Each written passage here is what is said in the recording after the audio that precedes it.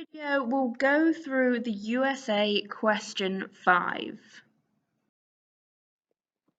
So this question is a 12 marker, which means it will take 12 minutes to complete. And it's going to be about 3 paragraphs in length, and it is always going to be a how important question. In this question, you're going to need to look at a given factor and explain how important that is, alongside other factors. Now notice factors is plural, so you know in history we like the rule of 3, so make sure you have at least 3 other factors. You also need to include context and obviously reach a judgment. In paragraph 1, you should set the context. You should explain why the given factor is important. So for this, you can look at causes, consequences, how many people it affects, how long it affects people for. What you look at will vary depending on the question. But this paragraph should be 70% of your answer. For paragraph 2, you need to explain why other factors could be more important. This should be about 30% of your answer. And then you must come to an overall judgment. How important was this factor? You've got 3 options. It was very important, somewhat important, or unimportant. We'll do this one all together. So how important was the New Deal in solving the economic crisis between 1933 and 1945 for 12 marks? In your answer, you should discuss the importance of the New Deal alongside other factors in order to reach a judgment. So as usual, the first thing we will do is go through our bug method. So we're going to box the command word, which in this case is how important. Underline the key features, which are the New Deal and solving the economic crisis. And we're going to glare at the hints. Now there are 2 for this question. You've got the marks, but you've also got the italics or the slanted writing. Now if you always make sure to read those carefully, it literally tells you what to include in the question. We also need to be aware that there is another command word here, alongside other factors. That is another thing you have to do. So let's think about context. Now again, it tells us that there's an economic crisis, but it doesn't tell us what that is. But from your own knowledge, you should be able to work out it's from the Wall Street crash, which causes the Great Depression. And in terms of context, you could also have about Hoover's laissez-faire policies, where he doesn't want the government interfering, because it's going to help set the scene for Roosevelt's New Deal, which is the key feature of the question. So the New Deal is made up of alphabet agencies, so the CCC, AAA, TVA, all of those you could talk about. Unemployment reduces from 24.9 million to 9 million, but the New Deal does exclude Black Americans and women. And your other factors, I've put down 4 that you could consider. You could think about Lend-Lease and how that helped solve the economic crisis, how World War II helped solve the crisis, the personality of Roosevelt. The New Deal was quite important in ending the economic crisis between 1933 and 1945 as it provided millions of jobs. However, there were other factors that also assisted in bringing the Great Depression to an end. When the stock market crashed in 1929, Hoover was slow to respond and the USA fell into the Depression. Roosevelt acted quickly to create the New Deal, alphabet agencies and the 3 Rs. Although their work was temporary, it did help roughly 6 million men get work between 1933 and 1939. This was quite an accomplishment, as the 1930s saw a severe reduction in factory production, farmers not making enough a profit from food production. To help fix this, Roosevelt created the Agricultural Adjustment Act, AAA, which paid farmers to stop producing food, and this caused food prices to rise and stabilize. In addition, the TVA dramatically lowered the cost of electricity, which allowed for factories to run longer hours, produce more goods, and help stabilize prices for American consumers. Furthermore, since factories were making more profits, they were able to employ more people, contributing to lowering unemployment. However, there were other factors such as the Lend-Lease Agreement, the attack on Pearl Harbor and the personality of Roosevelt which also helped. The Lend-Lease Agreement saw the USA produce large amounts of weapons for their allies which saw factory production grow between 1939 to 1941. Many men, women and even blacks found work in the munitions factories. When Japan attacked the USA on the 7th of December 1941, at 7:53 a.m., the USA was dragged into World War II. This meant that more jobs were available for men and women in the military, so unemployment fell even further. By 1945, only 645,000 were unemployed, a massive change from the nearly 15 million in 1933. Lastly, the personality of Roosevelt helped with his caring attitude and fireside chats. These helped to motivate Americans to work harder and change the economic situation, alongside his New Deal policy. Overall, the New Deal did help end the economic crisis by lowering unemployment by 6 million. However, it is clear that it was not the only factor, and the Second World War allowed for more jobs in the munitions industry, as well as the army, to bring the crisis to an end. Now time for some practice questions. On the next slide will be 3 questions. So pause the video, have a go at some of them.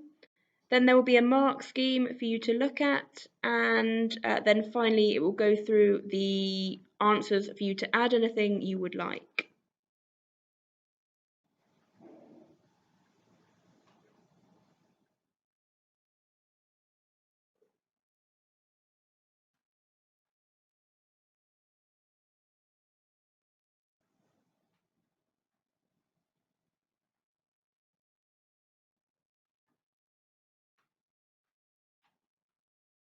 The Second World War was very important to the recovery from the Great Depression because it provided many Americans with a job, something they did not have in the 1930s. When Japan attacked Pearl Harbor on the 7th of December 1941, many jobs were created to help in the war effort. First of all, the USA needed young men to become soldiers, and to pay them for their service. This helped fix the depression because it was mostly young men who were out of work. Also, factories needed to be created to build the weapons that soldiers would need. Since the men were off fighting, women now had the new opportunity to have a job outside of the home. The USA was allies with France and Britain, and since the early 1940s the USA had been making weapons for their allies under the Lend-Lease Agreement, which provided many Americans with munitions work.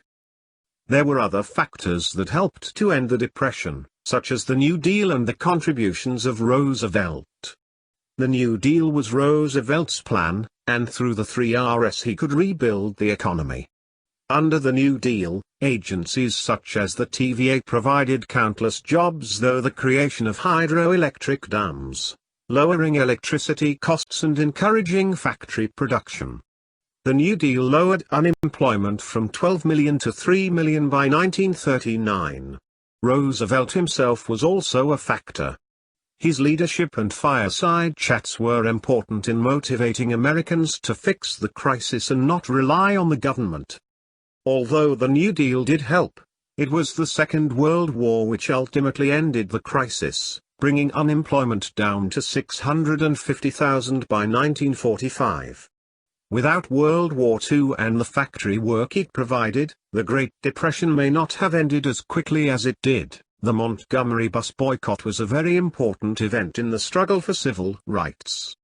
On December 1, 1955, Rosa Parks refused to give up her seat on a bus to a white passenger, and was arrested.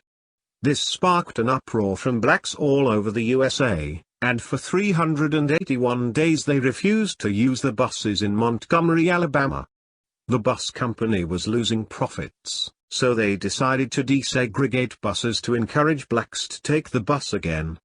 This was not liked by everyone, as especially in the South racism was widely accepted under the Jim Crow laws.